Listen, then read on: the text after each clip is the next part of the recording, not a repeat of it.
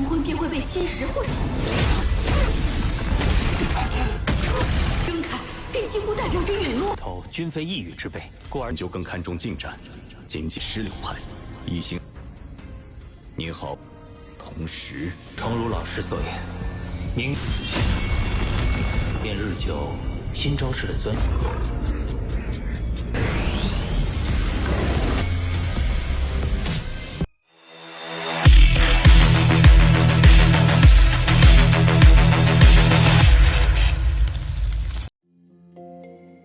Halo semuanya, selamat datang di Ruang Sinema. Bagaimana kabar kalian semua? Semoga selalu sehat dan baik-baik saja. Sesuai jadwal, jadi pada hari ini kita akan kembali melanjutkan series Donghua Penakluk Bintang episode terbaru. Yang mana ini adalah episode yang ke-202. Bagi yang mau bergabung dengan series ini, kita sudah sediakan playlistnya. Jadi kalian bisa mudah mencari di mana episode awal dari series ini. Sebelum kita mulai episode terbarunya, kita akan melihat dulu apa saja yang telah terjadi pada episode sebelumnya. Kemarin, Lo Feng yang baru saja tiba di penjara neraka es langsung saja disambut oleh beberapa lawan yang memiliki kekuatan tak biasa. Bagaimana tidak, mereka begitu menginginkan sebuah alat milik Lo Feng yang bisa menghubungkan diri mereka ke alam semesta virtual. Namun Lo Feng tidak takut dan sempat mengalahkan beberapa lawan di dalam neraka es. Selain itu, dia juga tahu kalau satu-satunya cara keluar dari tempat ini adalah mengalahkan semua orang kuat di neraka es. Lo Feng yang kembali keluar dari persembunyian langsung saja disambut dengan lawan yang sangat kuat. Pertarungan kembali terjadi di mana lawannya itu bisa menggunakan hukum waktu. Untung saja Lo Feng bisa mengimbanginya, bahkan juga telah berhasil mengalahkannya. Hanya saja sosok itu memilih pergi dan tidak ingin mengejar Lo Feng. Pasalnya akan ada satu sosok kuat yang mendatanginya.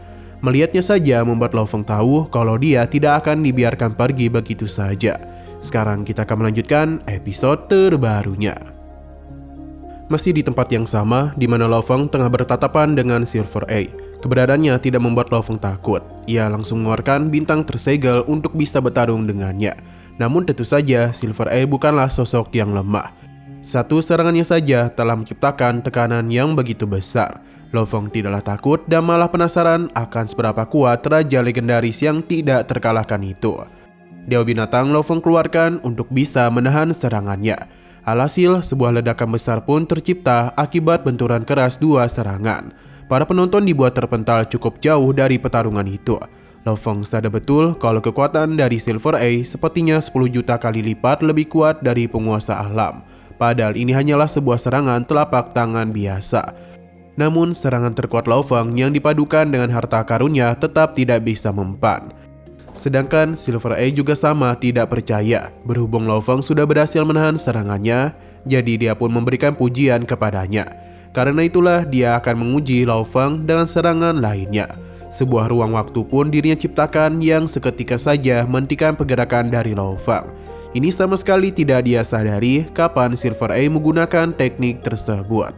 Dengan terhentinya Lo Feng, maka Silver A bisa dengan mudah memberikan serangan yang tidak akan bisa diatasinya. Orang-orang pun meyakini kalau itu adalah akhir dari hidup Lo Feng. Pasalnya jika ada yang terkena serangan tersebut, maka jiwanya akan terkikis. Bahkan lebih parahnya lagi, Lo Feng itu bisa menjadi budak jiwa. Tentu Lo Feng tidak akan berdiam diri saja. Perlahan-lahan namun pasti dia memberikan perlawanan dan di detik-detik terakhir dia pun berhasil lepas dari hukum waktu Silver A. Dan bahkan juga berhasil menahan serangan tersebut dengan sayap miliknya. Lo Feng pun terpental cukup jauh, tapi untung saja dia baik-baik saja.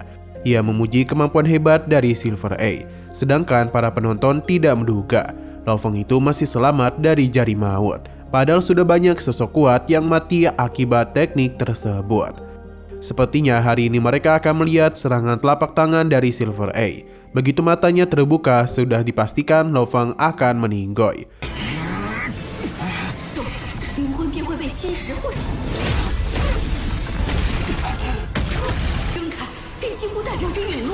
Lo Feng sadar betul kalau serangan sebelumnya terbentuk dari kekuatan ilahi yang terkondensasi dari jarak jauh. Jadi karena itulah dia bisa terjebak dalam hukum waktu. Silver A memberikan pujian kepadanya karena Lo Feng itu memang sangat pantas mendapatkan pengakuannya. Silver A pun mulai membuka semua matanya, di mana ini tentu saja merupakan hal yang sangat berbahaya. Pasalnya, di saat semua mata itu terbuka, Lo Feng yang melihatnya secara langsung dan mudah masuk ke dalam sebuah ilusi. Ia yang sadar mencoba untuk keluar, namun hal itu tidak semudah yang terlihat, karena ilusi ini kembali muncul. Teknik ini seperti ilusi yang membuat siklus reinkarnasi yang tidak berujung. Lo Feng itu pasti akan tenggelam dalam keputusasaan. Waktu dalam ilusi tersebut teruslah berlalu dan Lo Feng sama sekali tidak panik. Ia sangatlah tenang dan memanfaatkan hal ini untuk bisa meningkatkan tekadnya. Benar saja, siklus yang begitu panjang telah berhasil Lo Feng lewati dengan sangat mudah. Ia pun keluar dari penjara ilusi yang seketika saja membuat Silver Air terkejut.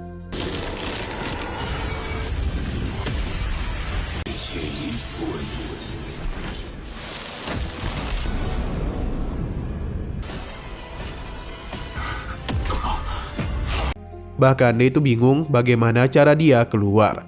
Dan sudah berapa lama dia terjebak dalam siklus ilusi yang tak berujung. Lo Feng merasa baru melewati 10.000 malapetaka. Ini sangatlah cocok untuk mengasah tekadnya. Silver A sudah memberikan 3 langkah kepadanya. Dan Lo Feng itu berhasil melewati semuanya. Jadi sekarang adalah giliran dari Lo Feng. Kolosau dirinya keluarkan, di mana pertarungan langsung saja mereka lakukan kepadanya.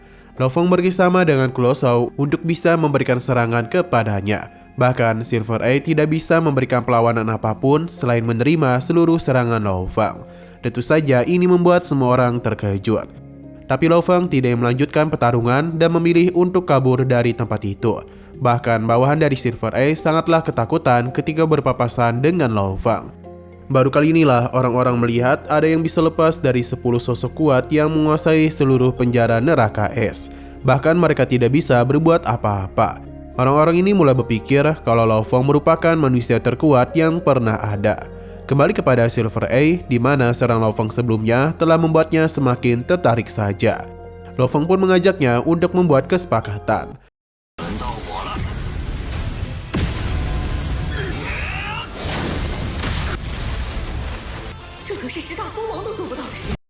Xeno berpindah ke tempat para serigala, di mana mereka tahu Raja Petir sudah membakar tubuh ilahinya.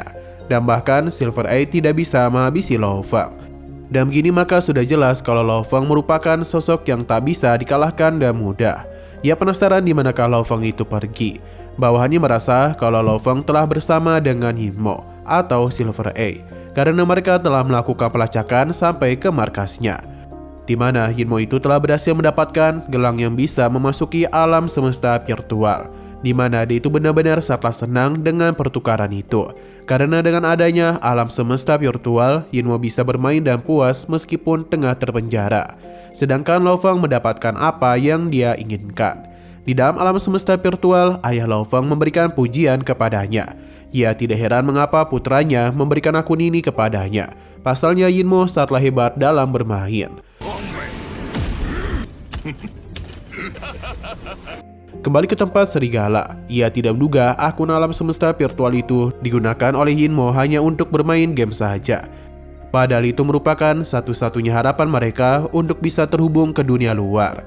Tapi bagi umat manusia, harta itu bukanlah barang langka. Jadi kemungkinan besar Lo Feng itu masih memilikinya. Mereka ternyata berasal dari klan Sirius yang adalah keluarga kerajaan di antara para iblis. Jadi mereka tidaklah sudi terjebak dalam penjara es. Para anak buahnya akan diutus untuk melakukan pencarian kepada Lo Feng. Jika ada yang bisa membawanya kemari, maka dia akan mendapatkan perlindungan besar dari dirinya.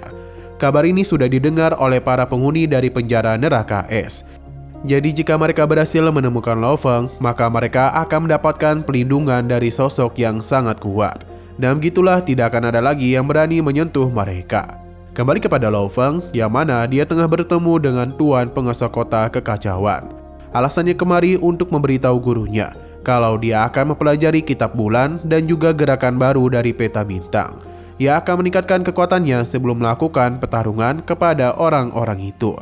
Gurunya memberitahu kalau kitab bulan terang merupakan aliran seni bela diri, sedangkan peta bintang merupakan teknik yang termasuk dalam aliran spiritual. Jadi jika ingin menggabungkan dua teknik itu bukanlah perkara yang mudah. Terlebih lagi Lo Feng juga menggunakan teknik Dewa Binatang. Sebagai guru, Tuan Penguasa Kota memintanya untuk berhati-hati dalam memilih gaya bertarungnya. dan tidak menyanyiakan teknik Dewa Binatang. Lo Feng paham dan maksud gurunya. Tapi kitab 9 pedang yang Ju Shouke berikan meminta Lo Feng untuk mempelajari teknik spiritual lebih dalam. Ia pun bingung harus mempelajari kedua jalan ini atau tidak. 均非一羽之辈，故而就更看重近战，谨记石榴派、一星。你好，同时这两条路我该如何？ Di tengah semua itu Lo Feng akhirnya telah membuat keputusan, di mana dia akan tetap berlatih seni bela diri dan teknik spiritual secara bersamaan. Tapi jika dia tidak bisa mengimbanginya, maka Lo Feng akan membuat pilihan di kedepan. Semua itu Lo Feng lakukan agar kedepannya dia tidak kecewa. Jadi dia meminta gurunya untuk tidak perlu khawatir. Penguasa kota kekacauan tidaklah melarang Lo Feng. Ia hanya mengingatkannya untuk tetap menjadi diri sendiri. Lo Feng paham dan dia pun pergi dari hadapannya. Perlahan-lahan Lo Feng mulai mempelajari teknik pedangnya, tapi ia juga tidaklah melupakan teknik dari Dewa Binatang. Tapi lama-kelamaan Lo Feng mulai sadar kalau apa yang gurunya katakan memang benar. Teknik cahaya bulan dan juga peta bintang merupakan dua teknik yang berbeda arah. Semakin tinggi kultivasinya, maka kedepannya teknik-teknik baru yang dia pelajari akan semakin beragam. Tapi Lo Feng tidak akan menyerah. Dia akan terus belajar dua teknik ini sekaligus. Meskipun merasa terbebani, tapi cepat atau lambat Lo Feng akan membuktikan dirinya kalau dia itu akan menjadi sosok kuat dengan dua teknik baru di tangannya. Ini bukanlah sebuah janji manis, namun memang Lo Feng buktikan. 诚如老师所言，明便日久，新招式的尊。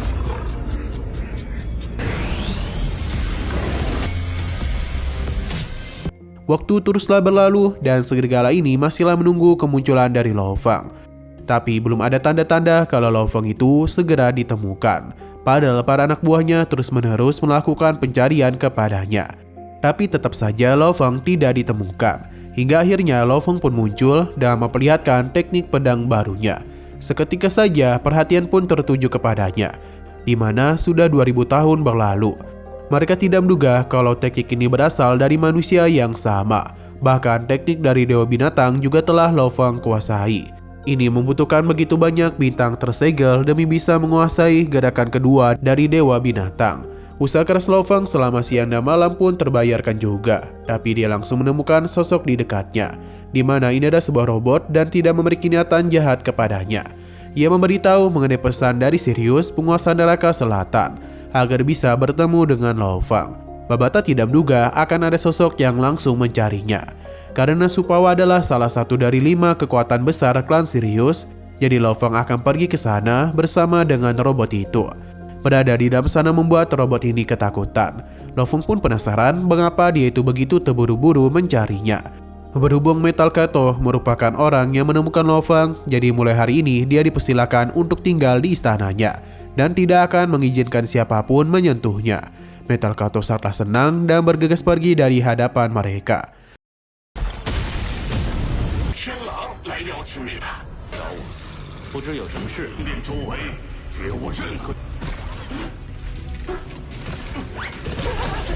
Sedangkan Lo Feng masih ada di sana dan meminta untuk berbicara apa saja yang dia inginkan. Yang tentu saja serigala ini menginginkan alat komunikasi yang bisa menghubungkan mereka ke dunia luar. Lo Feng tahu betul kalau ras iblis tidaklah memiliki alat itu. Terlebih lagi mereka merupakan musuh dari klan manusia.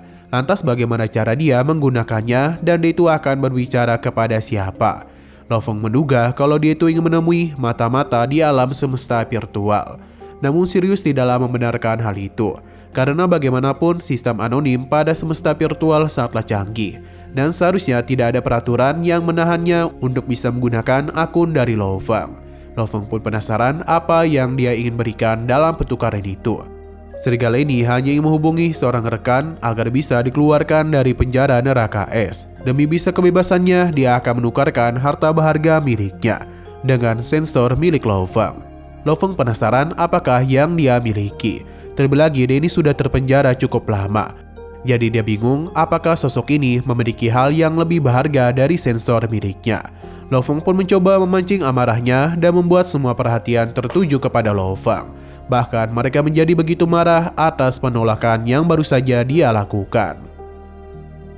Nah, sayang sekali lagi seru-serunya, episodenya pun harus bersambung dulu. Namun sebelum kita akhiri, seperti biasa kita akan melihat preview bagian selanjutnya.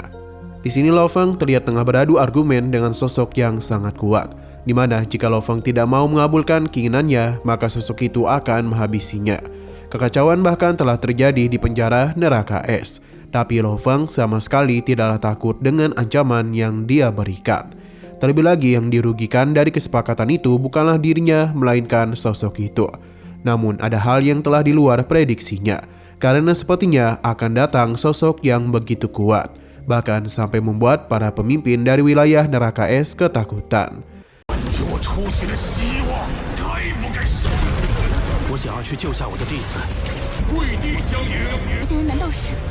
Oke, sekian dulu pada video kali ini. Untuk video selanjutnya akan segera hadir. Jadi bagi kalian yang ingin mengikuti series ini, langsung saja klik subscribe dan aktifkan loncengnya. Terima kasih yang sudah menonton video sampai habis. Jika kalian suka pada video ini, klik like dan share ke teman-teman kalian tentang channel ini. Dan ditunggu aja kelanjutannya. Oke, sampai jumpa di video selanjutnya.